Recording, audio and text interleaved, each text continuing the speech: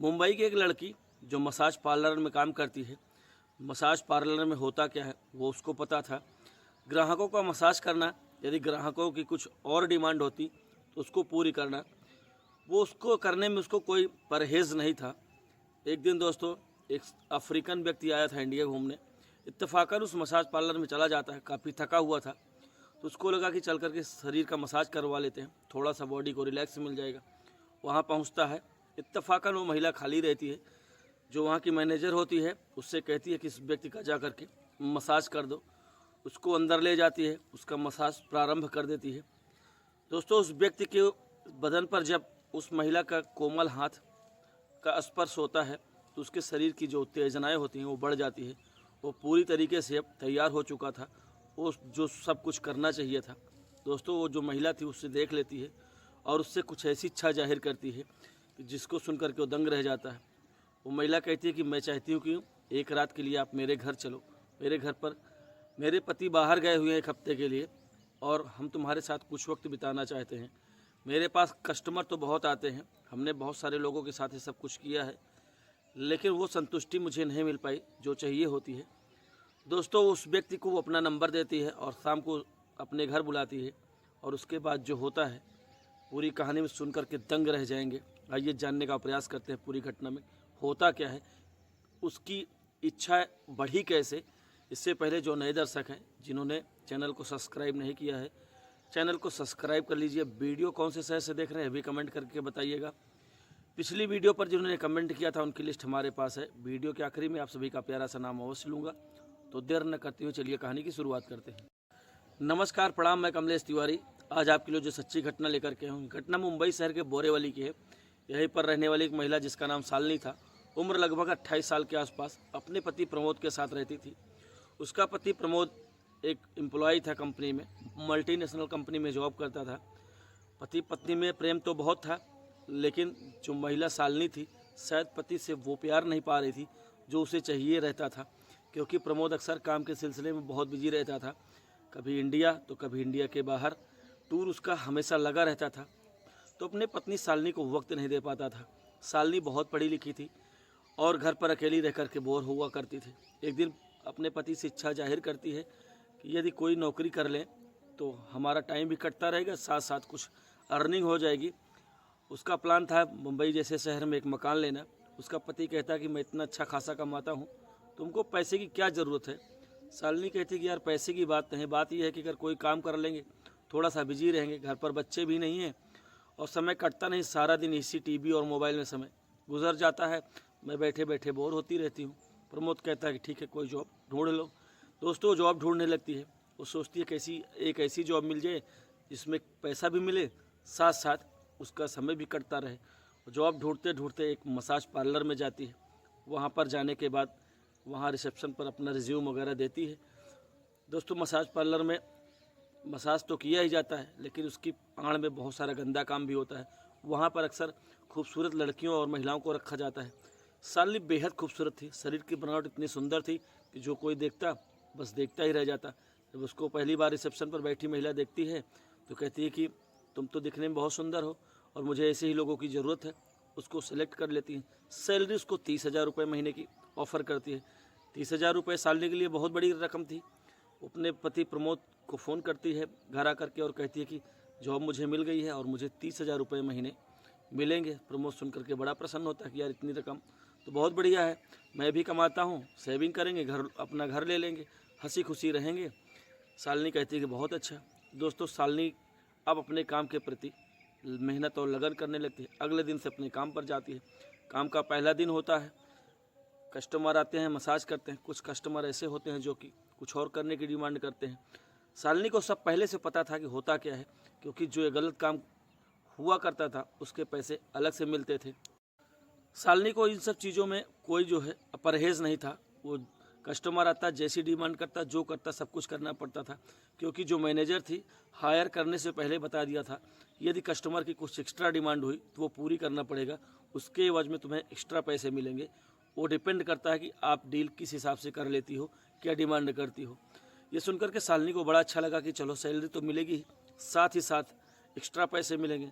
दोस्तों, शालिनी का अब यहीं से शुरू हो जाता है गंदा काम। वो जो कोई ग्राहक आता अगर उसके साथ समय बिताने की डिमांड करता तो शालिनी को कोई परहेज नहीं था। लेकिन शालिनी अपने काम के साथ साथ 3-4 महीने तक का वक्त उस मसाज पार्लर में देती है। बहुत सारे ग्राहक आते हैं, लेकिन शायद उसके दिल में जिस चीज़ की ज़रूरत थी वो पूरा नहीं हो पाया था। उसकी जो शारीरिक ज़रूरतें थी वो पूरी तरीके से ना पूरी हो रही थी, और उसके दिल का जो खाली कोना था वो अभी भी खाली था। उस खाली कोने को ना तो प्रमोद भर पाया था, ना ही इतने सारे ग्राहक। वो एक ऐसे सुकून की तलाश में थी जो उसे आज तक मिला नहीं था। और वो हमेशा जो है शारीरिक सुख तो ले लिया करती थी, लेकिन उसके लिए तड़पा करती थी। एक दिन की बात है, एक अफ्रीकन भारत दौरे पर आया था, इंडिया घूमने आया था। पहले वो दिल्ली उतरता है, दिल्ली में घूमता है, फिर आगरा का ताजमहल वगैरह देखता है, दिल्ली का लाल किला देखता है, फिर प्रयागराज, बनारस, ऐसे जो मेन जगह हैं वहाँ घूमता है। फिर वो मूड बनाता है मुंबई जाने के लिए, जूहू हो गया, गेटवे ऑफ इंडिया हो गया, सारी चीज़ें वहाँ देखता है। और देखने के बाद लगभग वो 1 हफ्ते के आसपास इंडिया में आए हुए उसको हो चुका था। अपने आप को काफ़ी थका हुआ महसूस कर रहा होता है। एक दिन सोचता है कि चलो यार कम से कम मसाज वगैरह करा लेते हैं, तो मसाज कराने की सोच लेता है। और रिक्शे में बैठ कर के जा रहा होता है तो अचानक उसकी नज़र एक मसाज पार्लर पर पड़ती है। रिक्शे वाले से कहता कि यहीं स्टॉप कर दो, उसको जो किराया भाड़ा बनता है वो देता है। उसके बाद उस मसाज पार्लर के अंदर जाता है। रिसेप्शन पर एक महिला बैठी होती है, उससे मसाज कराने की इच्छा जाहिर करता है। इत्तेफाकन उस दिन शालिनी के पास कोई ग्राहक नहीं था। दिन के लगभग 11-12 बजे के आसपास का वक्त था। शालिनी को कोई कस्टमर नहीं मिला था, वो खाली बैठी थी, बाकी सबके पास ग्राहक था। जो महिला मैनेजर थी शालिनी से कहती है कि इसका मसाज जा कर के करो। शालिनी उसको केबिन में ले जाती है, और वो जो अफ्रीकन था वो अपने सारे कपड़े उतार करके बेड पर लेट जाता है। वो मसाज करने लगती है। जैसे ही उस अफ्रीकन के बदन पर शालिनी के कोमल हाथ छूते हैं, उसके अंदर की जो तरंगे होती हैं वो पूरी तरीके से सक्रिय हो जाती हैं, क्योंकि 8 दिन से पत्नी से दूर था। जो शारीरिक सुख था उसे मिला नहीं था, और एक महिला के कोमल हाथ का स्पर्श उसे पूरी तरीके से पागल कर देता है। शालिनी भी देखती है कि उसके शरीर के जो अंग हैं वो पूरी तरीके से सक्रिय हैं। उसको समझने में देर नहीं लगती है। शालिनी को तो पता था कि यहाँ जो कोई एक्स्ट्रा काम करता था उसके पैसे देने पड़ते थे, और जो पैसा मिलता था उसमें से आधा मैनेजर, वो जो ओनर होता है, उसको मिलता था, आधे पैसे जो महिला होती थी उसको मिलते थे। शालिनी उससे इच्छा जाहिर करती है कि सर एक्स्ट्रा कुछ लेना चाहोगे।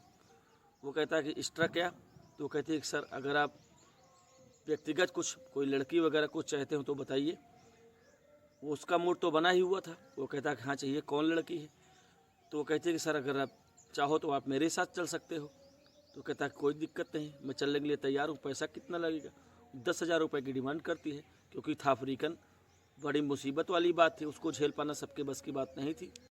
वो कहता कि ठीक है मैं दूंगा आपको 10,000 रुपये। डील डन हो जाती है। अब वो अफ्रीकन कहता कि चलो। तो शालिनी कहती है कि सर एक बात कहें। वो कहता है कि बोलो। शालिनी कहती है कि सर मेरे पास इससे अच्छा एक बहुत बढ़िया ऑफ़र है।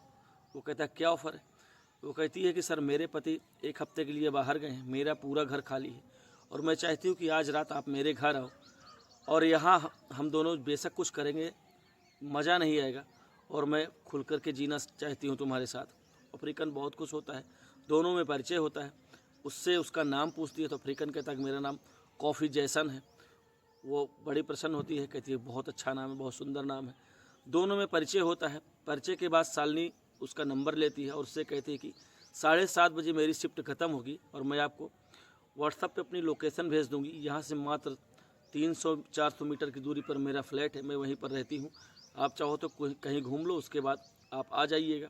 वो कहता है कि ठीक है। जैसन मसाज करा करके बड़े प्रसन्न मन से बाहर निकलता है। जो उसके पैसे होते हैं वो देता है। उसके बाद दोस्तों शालिनी 7-7:30 बजे अपनी शिफ्ट छोड़ करके बाहर निकलती है, अपने फ्लैट पहुंचती है, और जैसन के व्हाट्सएप पर अपना लोकेशन भेज देती है। जैसन 8-8:15 बजे के आसपास शालिनी का जो फ्लैट होता है उसके नीचे पहुंच जाता है। गेट पर पहुंचता है, सिक्योरिटी गार्ड होता है, उससे पूछता है कहाँ जाना है। तो वो जैसन जो था वो व्हाट्सएप पर शालिनी को बताता है। शालिनी नीचे आती है गेट पर, और जो गार्ड था उससे कहती है कि मेरे मित्र हैं, बाहर से आए हुए हैं, मेरे यहाँ जाएंगे। उसको लेकर के अपने फ्लैट पर जाती है, उसको अपने घर में अंदर बैठाती है सोफे पर, और फ्रिज वगैरह खोल करके कोल्ड ड्रिंक लाती है। दोनों बैठ के कोल्ड ड्रिंक पीते हैं, सोफे पर बैठ करके बात शुरू कर देते हैं और यहीं से चर्चा शुरू हो जाती है। और आगे जो कुछ होने वाला है बड़ी इंटरेस्टिंग कहानी है, पूरा वीडियो देखिएगा। कोल्ड ड्रिंक पीते हैं और दोनों में बातें चलने लगती है। जैसन शालिनी से कहता है कि तुमने मुझे घर क्यों बुलाया। शालिनी कहती है कि मेरे पति हैं और मैं जहाँ काम करती हूँ वहाँ बहुत सारे मर्द आते हैं, लेकिन मुझे जो चाहिए होता है वो मुझे मिल नहीं पा रहा है। दरअसल मेरा पति अक्सर काम के सिलसिले में बाहर रहता है, मेरे भी बच्चे भी नहीं है, शादी हुए मात्र 2 साल हुआ है। पति का प्रेम जो था वो मुझे मिल नहीं पाता, इसकी वजह से मैं काफ़ी परेशान रहती हूँ। ऐसा लगता है कि संसार में सब कुछ होते हुए भी मेरे पास कुछ नहीं है। जैसन को समझने में देर नहीं लगती है, वो समझ जाता है कि दरअसल इसको चाहिए क्या होता है। जैसन अपना कोल्ड ड्रिंक पी करके गिलास टेबल पर रख देता है और रखने के बाद अपना एक हाथ उठा करके उसके गालों पर फेरने लगता है।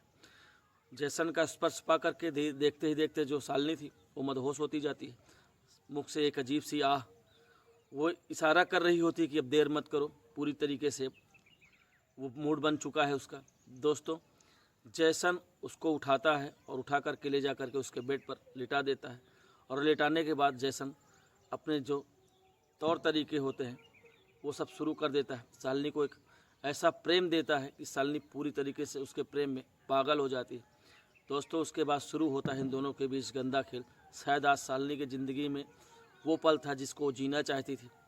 जैसन जब शालिनी के साथ शुरू करता है गंदा काम तो पहले तो शालिनी को बड़ी तकलीफ़ होती है, लेकिन धीरे धीरे उसकी आदत हो जाती है और वो कार्यक्रम चलने लगता है। उस रात शालिनी और जैसन के बीच पूरी रात गंदा खेल चलता है।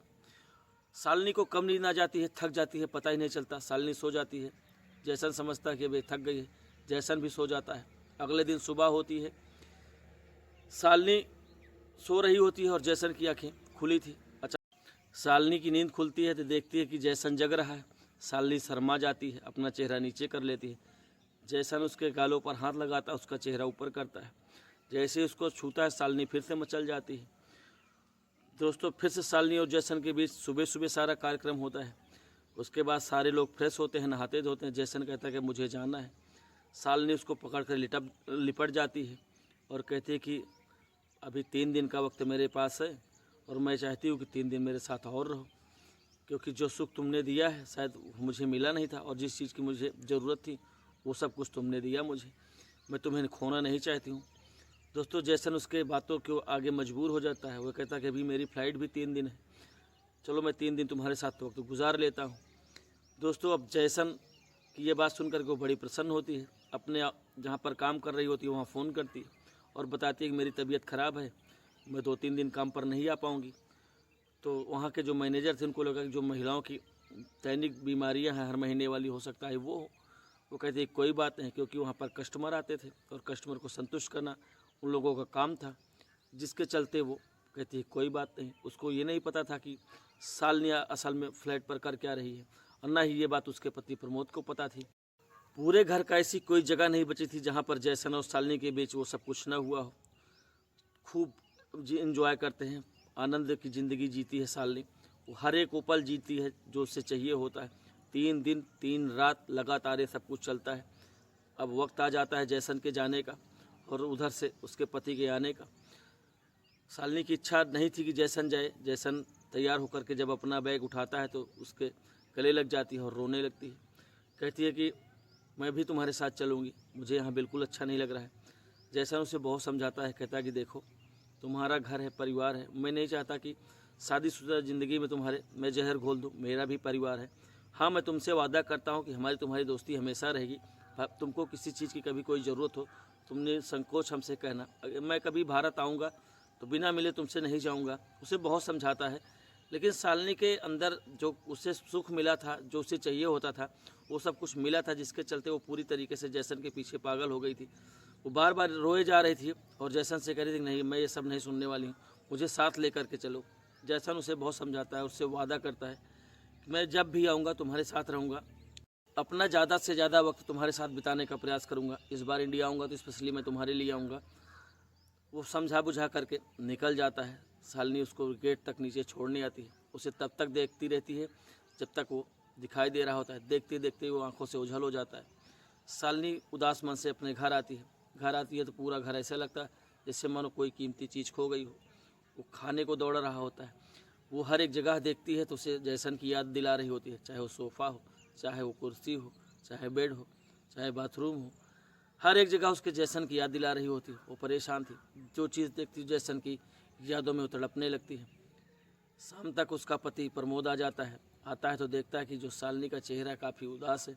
शालिनी से पूछता है क्या तबीयत ख़राब है क्या? शालिनी कहती है कि नहीं, तबीयत वगैरह कुछ नहीं ख़राब है। बार बार पूछ रहा होता है प्रमोद, लेकिन वो बताती नहीं। प्रमोद उसका हाव भाव देख करके समझ जाता है कहीं ना कहीं इसको कुछ दिक्कत ज़रूर है। प्यार दुलार करके बहुत पूछने का प्रयास करता है, लेकिन वो कुछ बताती नहीं। दरअसल वो तो जैसन के लिए पागल थी। अगले दिन सुबह शालिनी अपने काम पर चली जाती है। काम पर जाती है, काम तो करती है, लेकिन उसका काम में मन नहीं लग रहा होता है। कोई भी ग्राहक आता, बेशक वो अपने सारे काम करती, लेकिन याद उसकी सिर्फ जैसन से जुड़ी होती थी। हर कोई व्यक्ति उसको जैसन जैसा समझ में आ रहा था, लेकिन दिल नहीं करता था कि उसके साथ वो सब कुछ करे। वो जहाँ पर काम करती थी वहाँ पर साफ साफ मना कर देती कि मैं केवल मसाज करूँगी, बाकी एक्स्ट्रा काम कोई नहीं करूँगी। जो मसाज पार्लर वाली महिला होती है कहती है कि भाई ये तो काम करना पड़ेगा, क्योंकि इसके पैसे मिलते हैं और ये हम लोगों का धंधा है। शालिनी कहती है कि आप मुझे काम से निकाल दो चलेगा, लेकिन हम काम करेंगे नहीं। दोस्तों, जो मसाज वाले होते हैं इसको निकाल देते हैं। अब ये घर पर आ जाती है, अकेली रहने लगती है, बोर होने लगती है, इसका समय नहीं कटता है।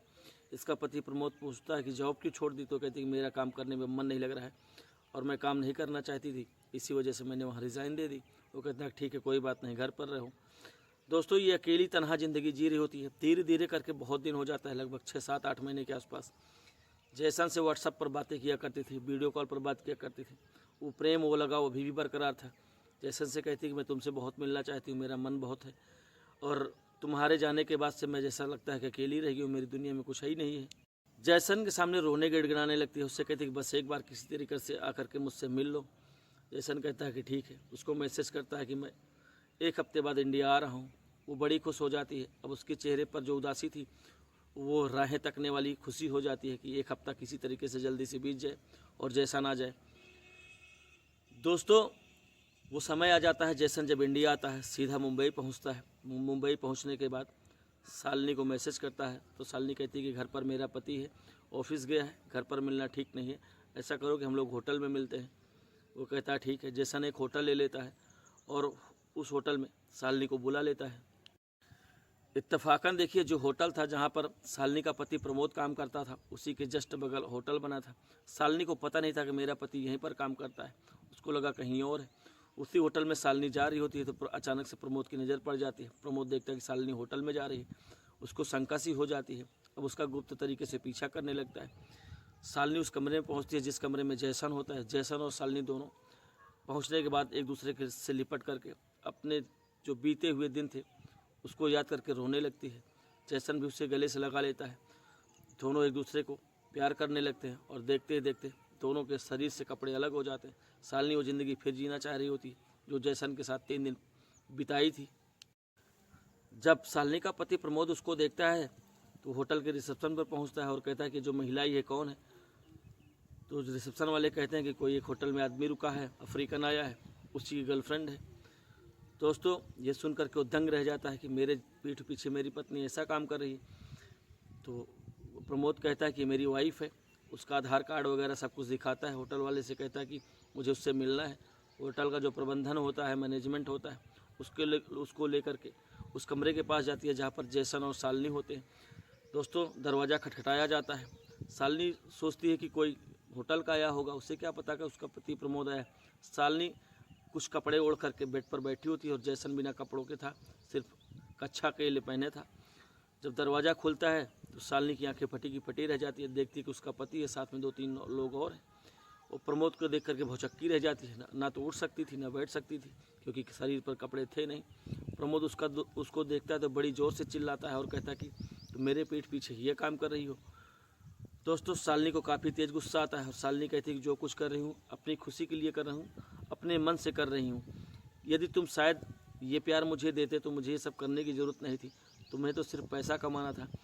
तुम महीने में 15 दिन तो बाहर रहते हो और 15 दिन घर पर रहते हो। उस 15 दिन में भी काम को लेकर के इतना स्ट्रेस रहते हो, मुझे वक्त भी नहीं देते हो। तुमने कभी सोचा नहीं एक पत्नी को चाहिए क्या? सिर्फ शारीरिक सुख ही सब कुछ नहीं होता है, उसको प्रेम भी चाहिए होता है।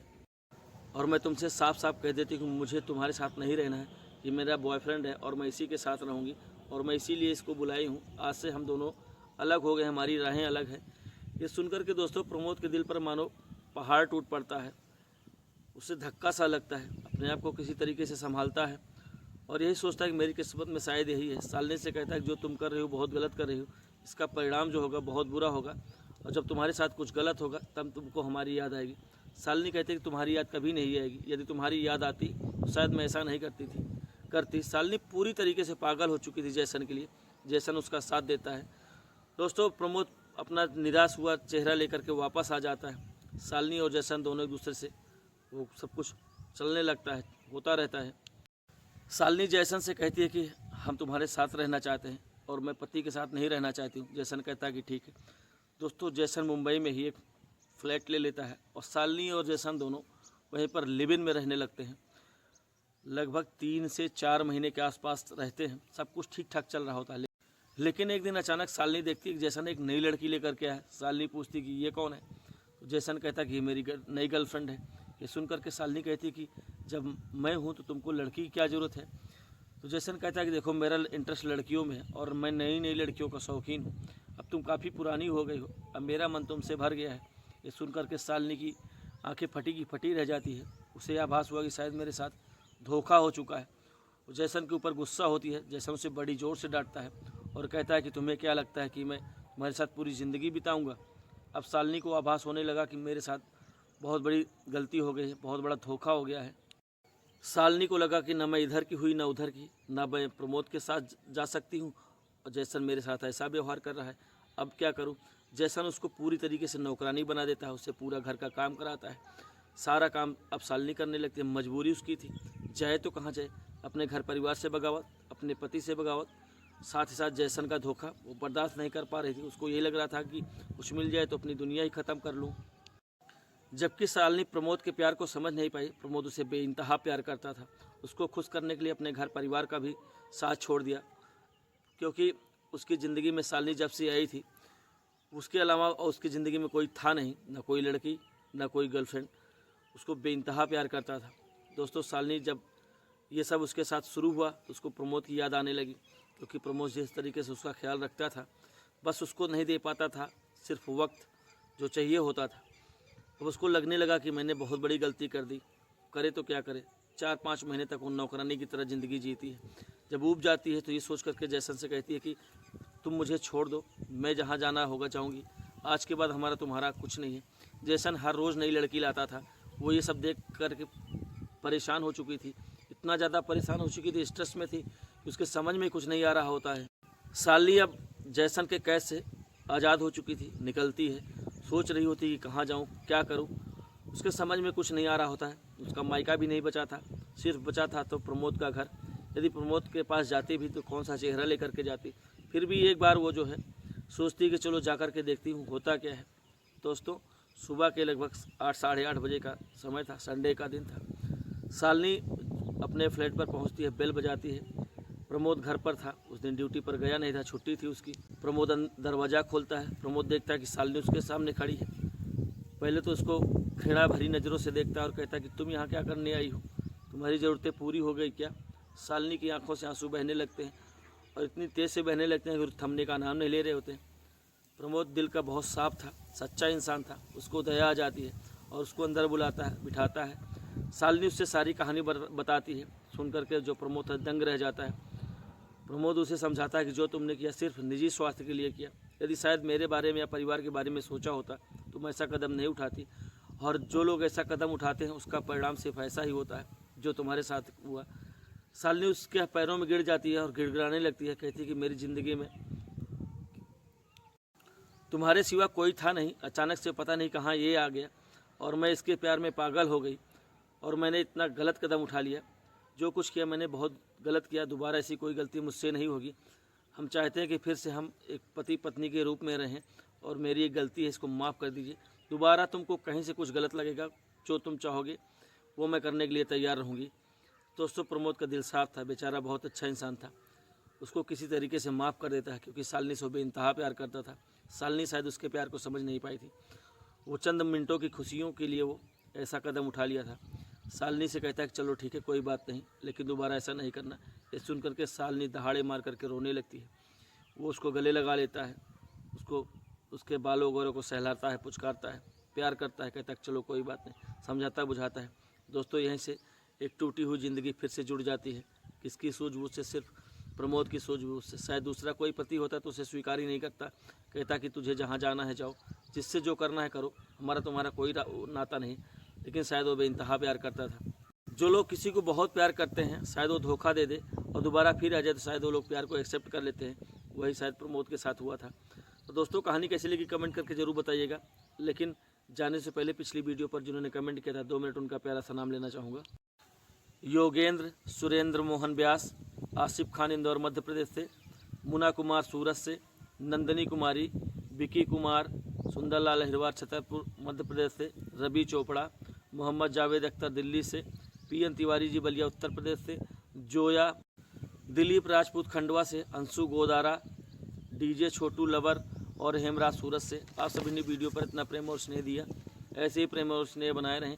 कल मिलूंगा एक नई कहानी के साथ। वीडियो अच्छी लगी हो तो दोस्तों चैनल को सब्सक्राइब करिएगा, वीडियो को शेयर करिएगा। कल मिलूंगा। धन्यवाद, नमस्कार।